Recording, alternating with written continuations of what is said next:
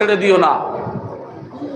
আমরা কি করে থাকি, আমরা তো এর কোনো মর্যাদা মান মর্যাদা দিতেই চাই না। অনেক মানুষ আছে এমন, কিন্তু আল্লাহ রসুল সাল্লাল্লাহু আলাইহি ওয়াসাল্লাম তিনি কোমর বেঁধে নিতেন, কারণ আমার ইবাদতের প্রস্তুতি নিতেন যে এই 10টা দিন ইবাদতের জন্য।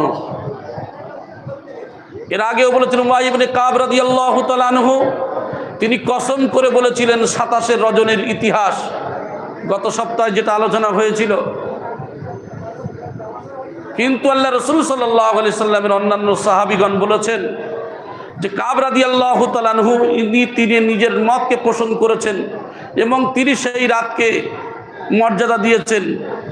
তা বলে এটা আমরা কি করি না, আমরা যে গ্রহণ করি না তা নয়, কিন্তু আল্লাহ রসুল সাল্লাল্লাহু আলাইহি সাল্লামকে জানানো হয়েছিল, আবার আল্লাহর নবীকে ভুলিয়ে দেওয়া হয়েছিল এই রাতটাকে। কোন দিন লাইলাতুল কদর, এটাকে ভুলিয়ে দেওয়া হয়েছিল। দেখেন আমার আপনার নবী সাল্লাল্লাহু আলাইহি সাল্লাম এই জন্য করে শেষের 10টা দিনকে এমনভাবে প্রস্তুতি নিতেন, এমনও কি তিনি রাতের ইবাদত করতেন, করার পরে তিনি যে সারা রাত জাগ্রত হয়ে শেষ করতেন তা নয়। ইবাদত বন্দেগী করার পরে তিনি কিছুক্ষণ সময় বিশ্রামে যেতেন, অর্থাৎ ঘুমিয়ে পড়তেন। আবার তিনি কি করতেন, তাড়াতাড়ি উঠতেন। রাতের বেলা উঠে তিনি আবার কি করতেন, তাহাজ্জুদ আদায় করতেন। এই তাহাজ্জুদের নামাজ আদায় করতেন।